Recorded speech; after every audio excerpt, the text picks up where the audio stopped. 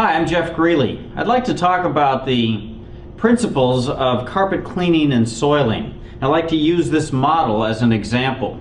If we look at an actual piece of carpet, you will see that we can see and identify each individual yarn bundle that's attached to the backing of this piece of carpet which I have here. This model that I've created is a representation of the carpet, only in a much larger form. So these each represent one of the carpet yarns attached to the backing with the secondary backing and this area here which would represent the latex adhesive in between. You'll notice that this large model of the carpet is dirty just at about 1/3 down each of the individual yarns. This represents what happens in the real world when carpet is walked on and becomes dirty. As we walk on the carpet, our foot is actually touching the top of the carpet up here. And if you imagine if this were an actual carpet, all these yarns are packed very close together.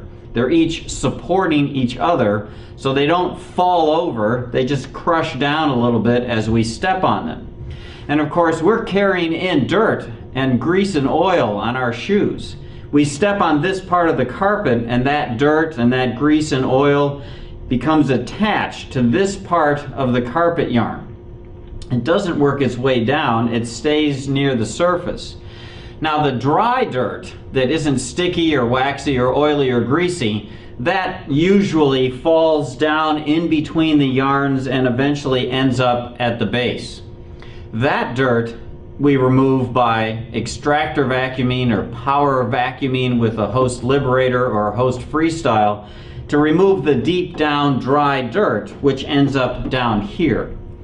But then it's this soil up here near the top third that is the oily, greasy dirt, the type of soil that requires cleaning chemistry in order to remove it.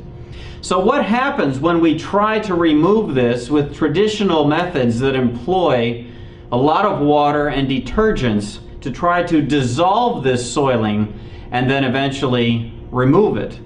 Well, the water and detergents are typically applied under pressure using a hot water extraction machine which sprays the water onto the carpet surface at a pretty high pressure, sometimes 150 psi, can be 200 psi, and it can go up higher than that depending on the machine.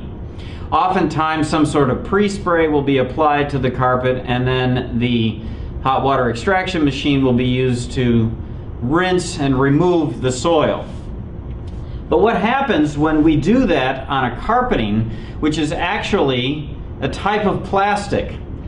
For example, nylon or polypropylene or polyester, those are all types of plastic.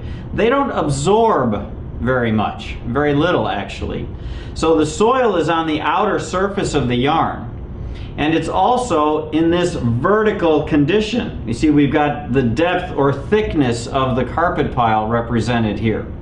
So as we apply liquid under pressure, the liquid with the detergents is going to do its job, which is to dissolve the soiling. But we can quickly lose control. I've got a little bit of detergent in this spray bottle just to demonstrate what can happen when we apply this under pressure to the surface of the yarn. As we apply it, you can see that it's certainly dissolving the soil that's there.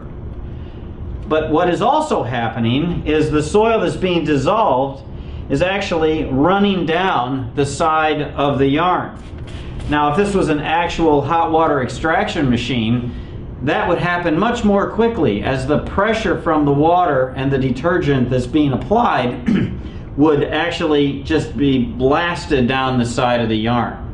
Now, at this point, this certainly appears clean. Well, it is clean, because the dirt has been removed from here, but where did it go? It actually went down to the back, perhaps even through the backing, and has disappeared. And we actually know that that happens in the real world because people have often experienced a situation where they clean a carpet on Monday and everything looks good. And they come back on Tuesday when the carpet is dry and spots have reappeared and some of the traffic patterns look just as bad as they did before the cleaning started. That's because as the carpet dried, the liquid that was forced down to the backing slowly was drawn up the sides of the carpet yarn through the evaporation process, drawing the liquid up the side of the yarn and anything that was in that liquid. The detergent, the soil that was dissolved, the spot that was dissolved, coming back up the yarn so that eventually what we have is resoiling right at the tips of the yarn again, and it appears as though the spot has come back. So how do we solve this problem of cleaning a vertical surface without losing control? Well, with the hose system, what we've done is we've put the liquid part of the cleaning ingredients into a small package, or as we like to call it, a little sponge. And this little sponge I'm going to represent with these little sponges that I have here. And you all know how a sponge works. If it's dry, it doesn't clean anything. If it's soaking wet, it just tends to smear things around. But we put just the right amount of moisture into each of the little sponges that are in Host. We put water in there, which often surprises people that there's water in a product that's called a dry carpet cleaning system. But the word dry refers to the end result, not to the process. During the process, we have water in the sponge, we have some detergents, we have some other green cleaning chemistry, and it's all controlled in this sponge. So when we apply that to the carpet, after we have done the power vacuuming of the carpet, the liquid is controlled in the sponge. You'll see it's not running away from us. It's actually waiting for us to put it to work. And how do we put it to work? With the brushing action of the Host machine. The Host machine has two counter-revolving brushes that work this way. They're going towards each other, and by doing that, what they actually do is they pick up these sponges, carry them down and into the carpet and back up, and down and back up. And by doing that, here's what happens. Just like I'm holding one in my hand here, the brushing action causes the sponge to be drawn up the side of the yarn, and you'll see what happened. The soil was dissolved there, and where did it go? It went into the sponge. We didn't lose it into the base of the carpet. It's immediately dissolved and then absorbed by the little sponge. And as we continue to recirculate the sponges with the brushing action of the machine, you continually, we'll try it again, continually remove the soil that's there. It's trapped in the sponge, it's held there until once you've finished your brushing action, not only brushing in a north-south direction, but also in an east-west direction so that we get all around and in between all of the individual carpet yarns.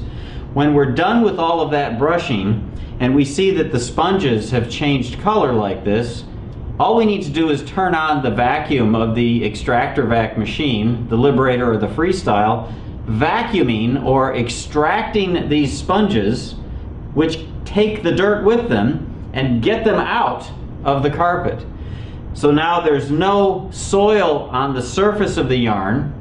We have not left any detergent residue in the carpet. We've not lost anything to the base of the carpet. And we actually have a carpet that is dry, clean, and ready to be walked upon again. And because there is no actual residue left on the surface of the yarn, the carpet stays cleaner longer because there isn't any detergent residue there to attract dirt more quickly than it would if it wasn't there.